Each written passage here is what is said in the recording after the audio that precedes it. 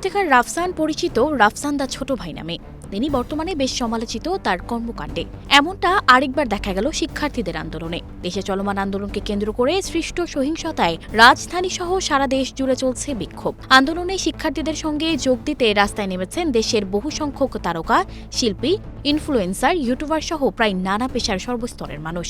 আন্দোলন কর্মসূচির অংশ হিসেবে শনিবার দুপুরে কেন্দ্রীয় শহীদ মিনার এলাকায় জড়ো হন শিক্ষার্থীরা। এ সময় যোগ দেন বর্তমান সময়ের আলোচিত ইউটিউবার রাফসান। এক পর্যায়ে রাফসানের উপস্থিতিতে শিক্ষার্থীরা তাকে আপত্তি জানান। এতে তোপের মুখে পড়ে বাধ্য হয়ে এলাকা ছাড়তে হয় এই ইউটিউবারকে।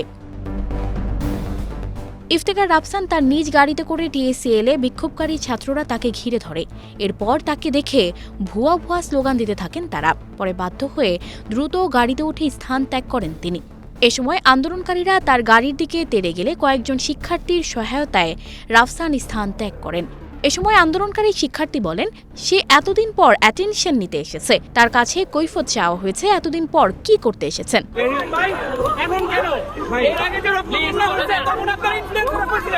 এই ঘটনায় নিন্দা প্রকাশ করেন অভিনেতা ও ইউটিউবার সালমান মুক্তাদি। রাফসানের পাশে দাঁড়িয়ে এক ফেসবুক পোস্টে তিনি বলেন, একটা যুদ্ধ জেতার আগেই যদি সবার প্রাইড, ইগো আর অ্যারোগেন্স নিয়ে নিজেরাই নিজেদের বিরুদ্ধে দাঁড়িয়ে যায়, তাহলে জেতার পর তো নিজের ভাইয়ের মাংসও খেয়ে ফেলবো আমরা।